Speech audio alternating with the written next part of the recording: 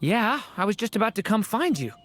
Now sprout to life the story's seeds, stirred by wind-born melodies. Then on that breeze the music leaves, fading into distant memories. Seek the place where wind and tale entwine, and once there, make 3 riddles into verse, and 3 melodies into song. For in poetry and song will this story start to blossom. Come on! Another riddle? All that talk about wind and melodies? What do you think the answer could be? Oh! Care to elaborate? Wind? Music? Poetry? You mean Lord Barbados? Albedo introduced us when I first arrived in Mondstadt. It's better that it's out in the open anyway. Now, how should we track him down?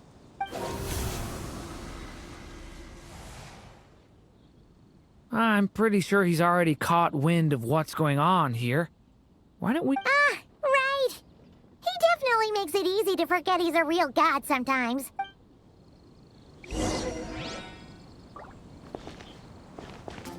That's quite a crowd over there. Hi everyone. I'm Sansa, and I'm working on becoming a bard. Thanks for coming out today, and I guess I'll start the song now. All goes quiet on Star Snatch Cliff. High in the trees, all is... Oh wait, sorry, that's not right. High in the trees, no whiff of the wind, no sign of the birds, no flapping of wings. Then it goes... Pause! Pause for a moment, and... Oh gosh, this is so embarrassing. I'm making a complete mess of this. I didn't get tongue-tied at all on the 42nd time, or the 90th time. So why can't I get it right now? The 42nd and 90th time? Yep. I rehearsed this 100 times to try and perfect my performance. So, this is my 101st time playing this song. But my first time performing it live. I really thought it would go well this time. But nope. I blew it again. Though not for lack of practice, surely. I guess I need to figure out what I was doing right on my 42nd and 90th attempts and keep practicing. Right. That amount of practice should have been more than enough. If it still isn't working, maybe it's more a question of how you've been practicing. Actually, the Traveler here has loads of experience with performing music. Why don't you tell us what your method is? Maybe we can give you some suggestions. And, Paimon can give you pro tips from an audience perspective, as a highly seasoned and professional audience person. Aw, that's so kind of you. I'm touched that you're willing to help me. Notes about what? Just things I jot down after each practice. Stuff to watch out for, areas to improve on, etc. Oh, but you can ignore the second half. That's just my random thoughts on other people's performances and trying out different instruments.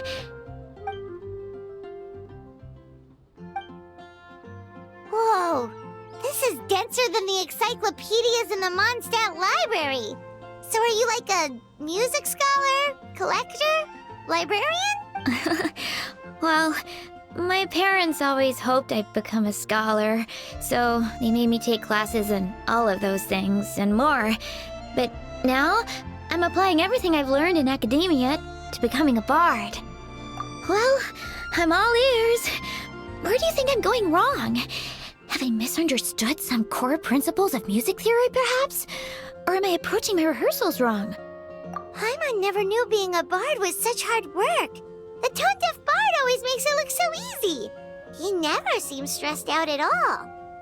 And still, his singing and lyre playing always sound really great. Unless he's actually been practicing in secret.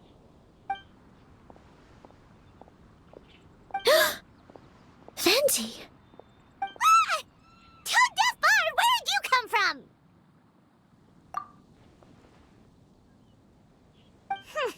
Well, Paimon sure hasn't missed that attitude.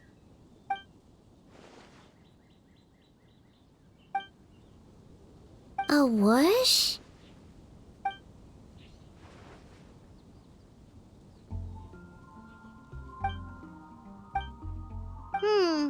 So it must have been a cat that stole the leaf, right? And with your allergies, you can't exactly go chasing it down. I can help too, Venti. And, sorry. I know I shouldn't spring that on you. I was just worried if I stayed quiet now, I might be too shy to ask later, and I didn't want to let the opportunity slip by, so... I'm sorry. I hope I didn't make this weird.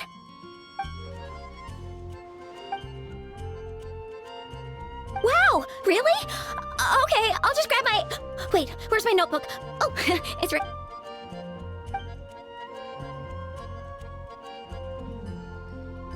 Huh? I guess I just lack that natural talent. Let me think. Maybe it was a sense of yearning. Back when my parents forced me to stay in my room and study, I'd always hear this bard singing outside the window. His wonderful melodies and beautiful voice were like a soft breeze that stirred my heart. Yeah, that's it. I wanted to be free and happy just like him. And like him, I wanted to share that joy with the whole world. But I get so nervous when I'm performing in front of a crowd. I try to mitigate that by doing plenty of practice to make sure nothing goes wrong. But it's no use. What? But I can't even get my words out.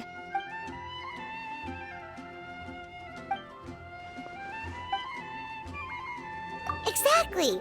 If you really want to share freedom and joy with the world, first you need to be the freest and happiest person of them all. So, I've got to be my freest, happiest self in order to share that with others. Yeah! That makes a lot of sense! Oh, thank you all so much. I'll be sure to take that to heart. In that case, Paimon will be the audience. Paimon is the most professional and freest audience you'll ever find.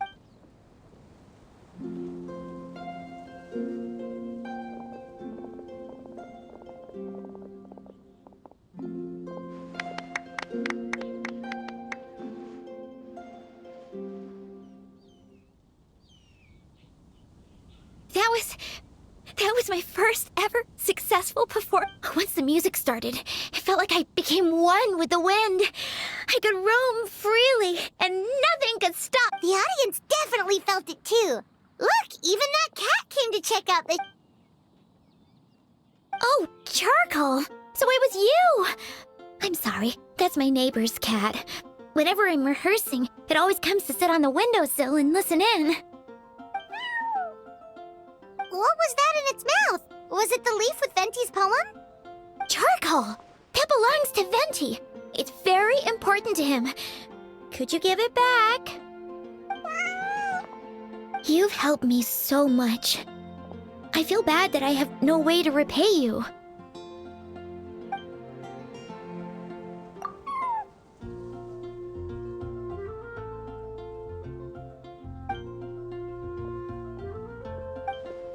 Gone like the wind. I can hardly believe I can't offer much, but why don't you take this songbook? It's from back when I was studying. I noted down all kinds of tunes from many parts of the world. Oh, and as well as tunes, I also collected all kinds of instruments. You're welcome to try them out anytime you want. It'll be...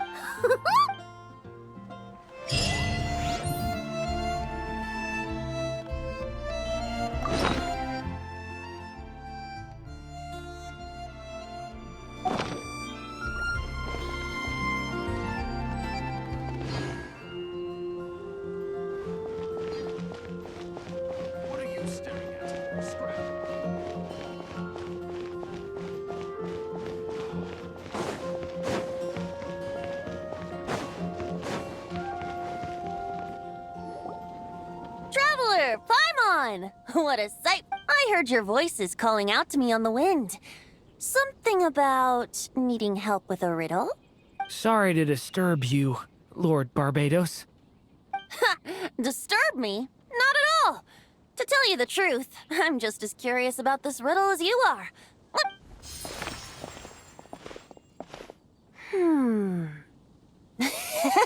is it? Did you figure out the answer? 3 riddles and 3 melodies. That sure takes me back. Looks like running to Tone Deaf Bard was the right call after all. Long ago, those mages came to Mondstadt, seeking to test their strength against Mon. But I replied, let us make music, not war, and resolve our conflicts through song. So I strummed my lyre and sang them this verse. O wind, welcome now, my guests. Pass through verdant leaves unseen, where shape your form leap at the edge of a sea of clouds, where land meets sky, and fly beneath the stars up high, where mortal noise is swept aside. Now go to where I vowed to keep. No clash, no contest bars, though. There you have it, the 3 melodies. As for the answers to those 3 riddles... The woods, the edge of a cliff, and the sky? Correct! Funnily enough, your mother was also the first to solve it, all that time ago. There must be some kind of special rapport between those who write stories and those who sing them. The woods, a cliff, and the sky. I suppose the spot that answer points to is where you're headed next. You should know, after solving my riddle, the mages even accepted my proposal and going by what your book is suggesting, once you found it, you might want to try playing the melody I just shared with you. Guess you can be pretty reliable when it counts, huh? Great Animal Archon? Thanks for the help, Lord Barbados. Still got questions for me. Yeah, you must have read countless tales in your time, being a wandering bard and all. In your experience, why might an author consider a story unfinished? Unfinished? Well, I guess if there's something left to accomplish in the story, or, oh! Huh? Wow, your helpfulness lasted for like 1 sec. In all seriousness,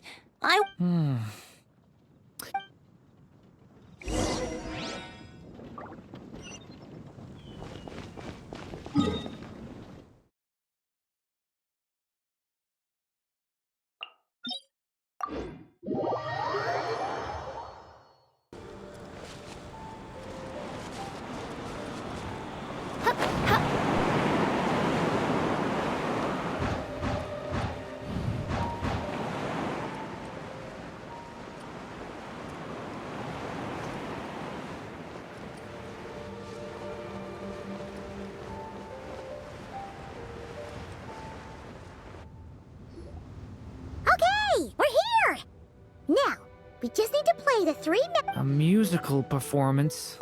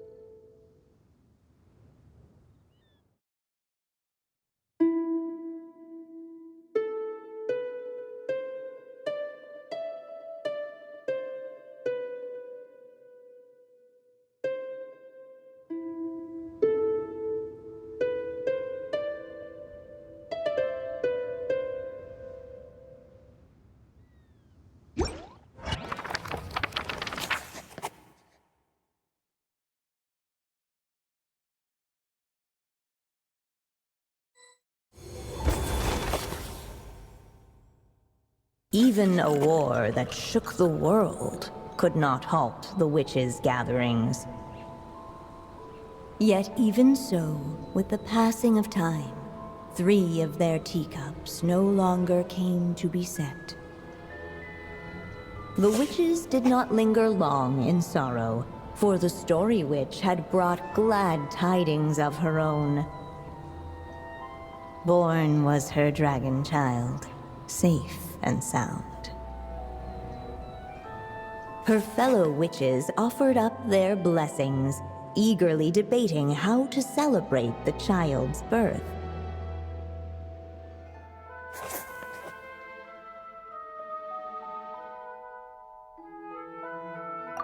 In the end, they settled on the sweetest candy they could find. After all, what could be sweeter than the arrival of new life? And so, the witches' gathering turned into a birthday celebration.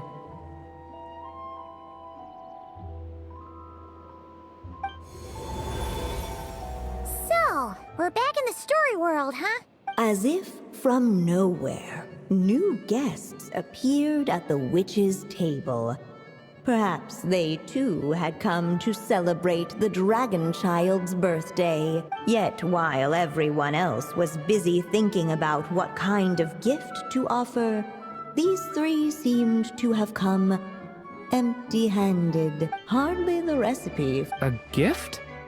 Hey, what's this all about? We only just... While the guests voiced their complaints and grievances, So, we need to bring a gift to advance the story? perhaps it would be a good... Why didn't you just say so?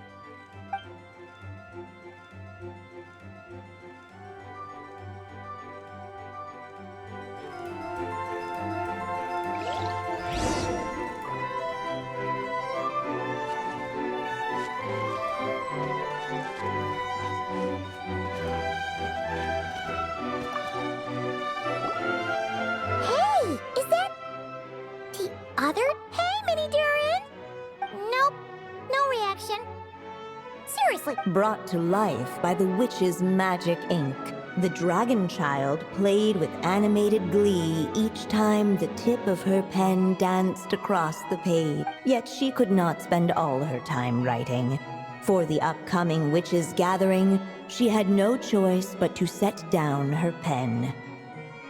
But before doing so, she wrote one last line. well, that's a bit convenient. Strange. I don't remember ever being at any of the mages' gatherings. What? No wonder you don't remember. The witches went on chatting away, ignoring the empty-handed guests.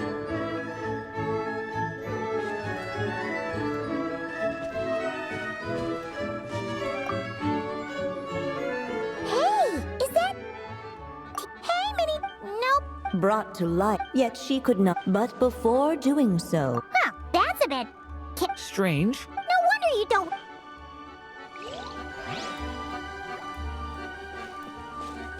the witches went on chatting away, ignoring the empty-handed guests.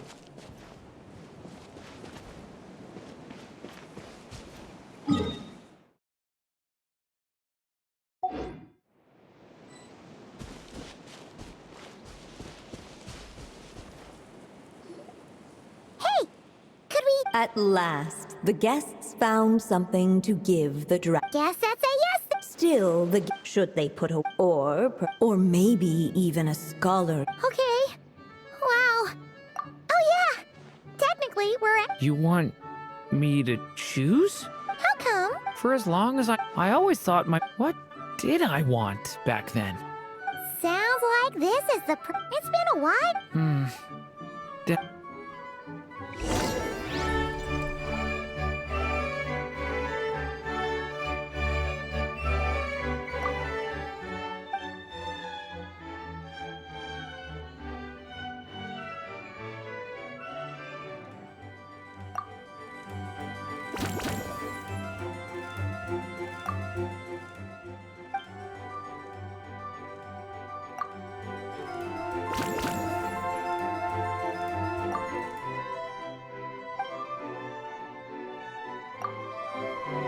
The guests hesitated, and not without.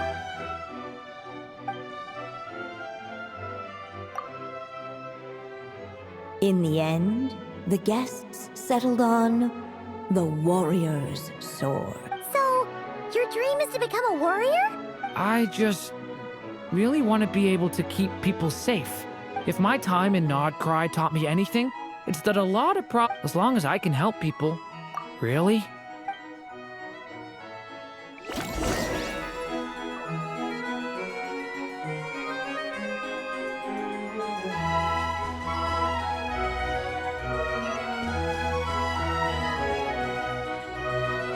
Alright. They should let us in now that we've got a gift, right? Hello there. Brought a gift that... The newly arrived guest presented his gift. Accepting the guest's blessing, the Story Witch invited him and his friends to take their place around. Finally, she could introduce them all to her dragon child. It was then that the Seer Witch, diviner of the stars, withdrew her gaze from the heavens. You gave him the same name as that evil dragon? That's right. But the life I intend for him shall be very different. What folly to love so blindly. For as you must know, a name is the mirror of destiny itself. He who bears an evil dragon's name must also inherit the fate of its previous owner. His fate has been foretold. Then I'll rewrite it. The witches at the table fell silent, for they knew the Seer Witch's words had never once proven wrong. Yet, just as clearly, they recognized the Story Witch's resolve. For there is scarce a force in this world more fearsome than a mother's love. At last, the Merry Witch stepped forward, dispelling the uneasy silence.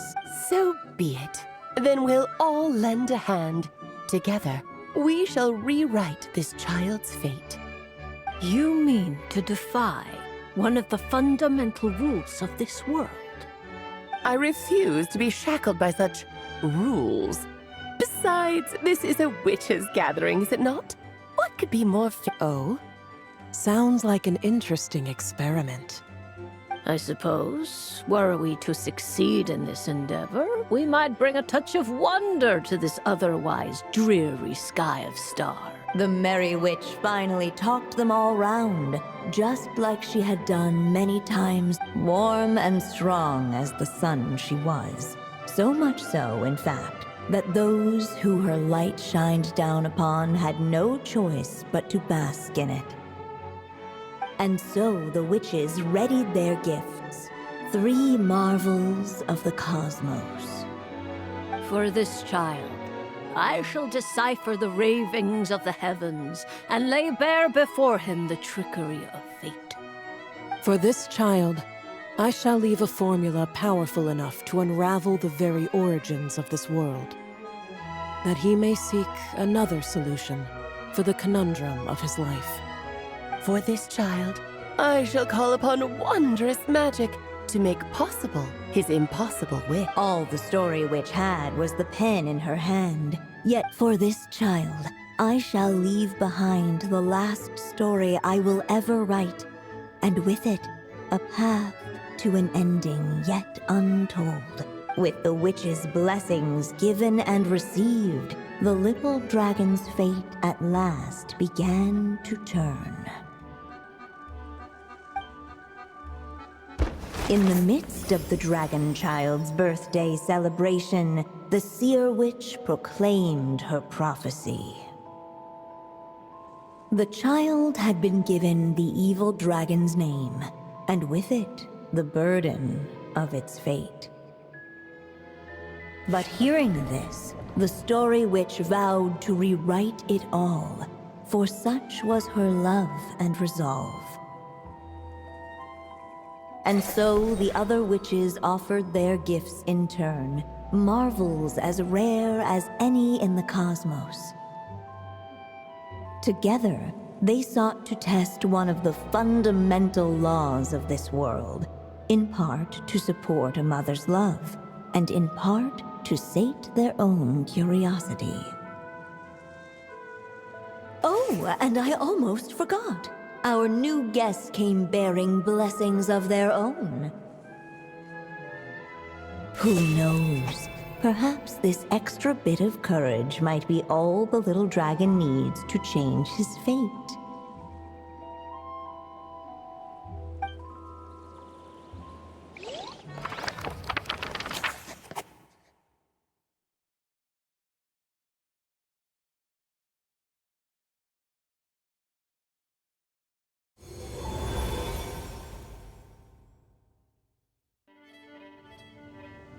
Yep. Looks like we've completed this chapter, too. Those witches in the story were the mages of the Hexen Circle, right? They sure... The evil? Oh, is that what you're worried about? But didn't we already take care of that? Ah, the mages must have had a hand in that, too. Also, I was just thinking, which part of the story are we even meant to be completing? Oh, it feels less like we're filling in the gaps and more like we're adding something new altogether. But Yeah, I guess we're doing something right. Maybe I'm overthinking things. It's just... this is my mother's final wish. Anyway, thanks for all your help. I'll let you know as soon as the book reveals a hint about the next chapter. Okay then. See you in the next chapter.